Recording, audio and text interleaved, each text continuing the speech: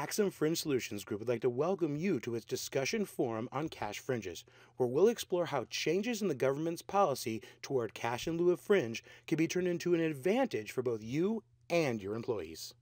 So let's begin by looking at the blueprint for this discussion forum. First, we're going to examine how the government's really changed its stance on cash fringes and why providing them for a contractor can actually be a very risky practice. Then, we'll look at some solutions to replace those cash fringes. And after that, talk about how to get your employees to go along with that change, because as many contractors have told us, that may be the most difficult part. As you've already heard me say, or may have heard somewhere else, continuing to provide cash fringes in lieu of benefits is a very dangerous practice. So let's talk about why. So let's start by being clear. No one at the government has ever directly said no more cash fringes. Instead, what they did is kind of make contractors an offer they couldn't refuse. By which I mean they told contractors start providing real benefits instead of cash, or lose a whole bunch of money from your business.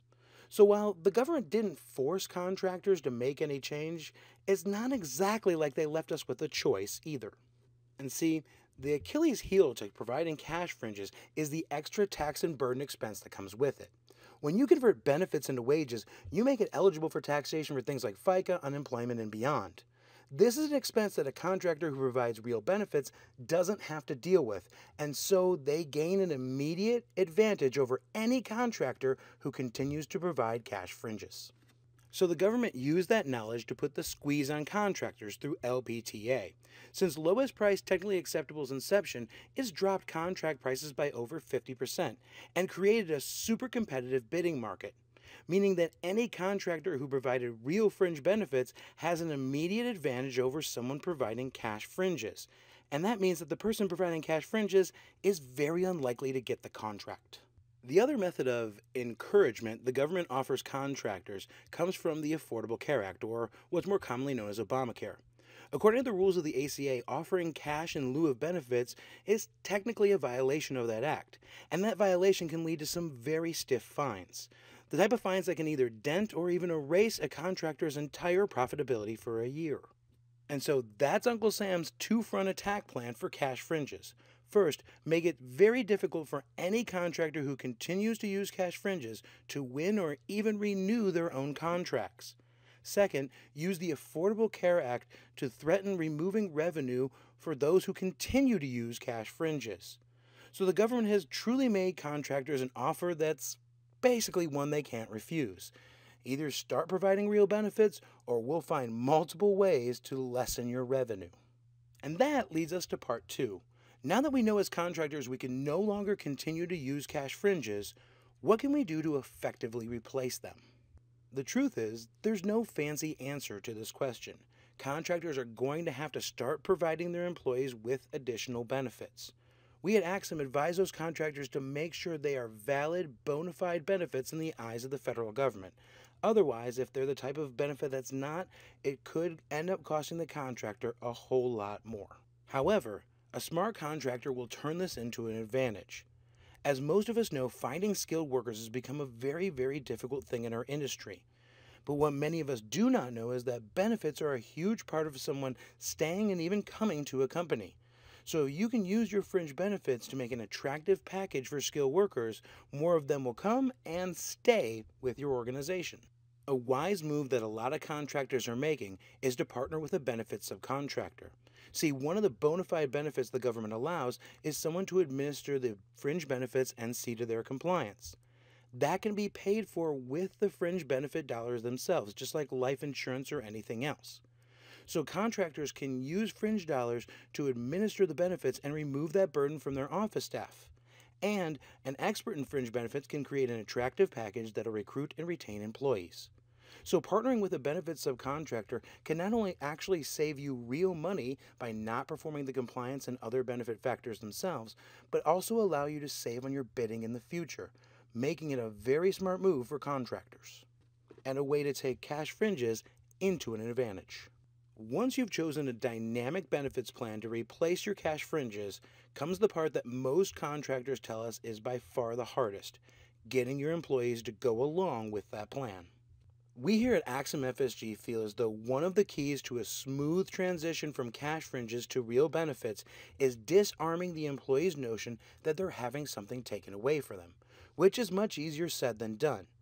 But if you can get in your employee's mind that these benefits in the long run will be far more than the small amount of cash they'll no longer see in their check, you'll be able to make the transition. An important step to getting employees on board with switching over from cash fringes is to convince them that this wasn't your idea and that your hands are tied, which is great because that's pretty much true. And while you don't need to know everything about ACA and LPTA, what you do need to convince them of is that if you keep giving cash fringes to them, you are going to lose your government contracts and possibly get fined. And that'll mean less work and less pay for everybody.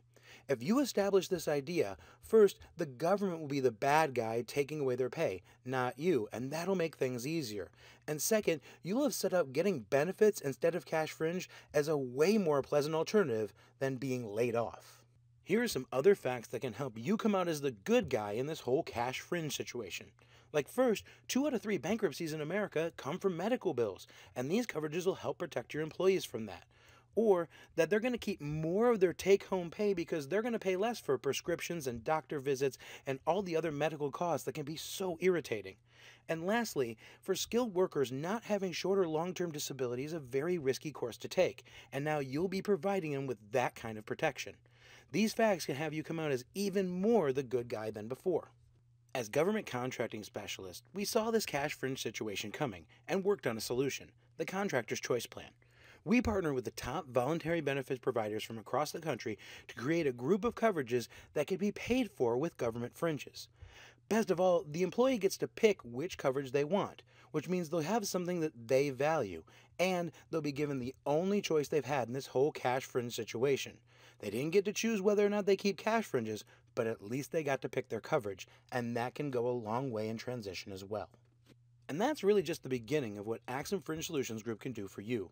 As a benefits subcontractor, we can take over your compliance and guarantee that you'd be correct in the face of a DOL audit. We can also, because we remove overhead and G&A expense, help you build better wrap rates and better bids, getting you more contracts. And it's our job to monitor the world of government contracting and keep you informed of what's happening and prepared for whatever is going to come next.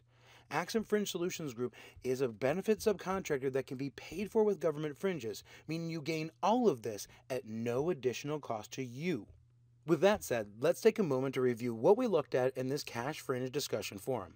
First, you should stop using cash fringes as soon as you can because the government wants you to, and they have ways of encouraging you to do that. Once you do, you should then find a way to maximize how you spend that fringe dollar and get the best benefits you can for your employees. That way, when you go to get them on board with the plan, not only will you be truthful in saying you didn't have a choice, you'll also be truthful in saying that you did the best for them you could. Following these 3 steps will gain advantages for contractors, both fiscally and beyond, and make you an even more successful contractor for years to come. Axum Fringe Solutions Group would like to thank you for watching our discussion forum on cash fringes. If you have any questions about what we talked about here today or how we can make you a more efficient contractor, please don't hesitate to contact us by any of the methods on the screen. Thank you again for your time and attention, and have a great day.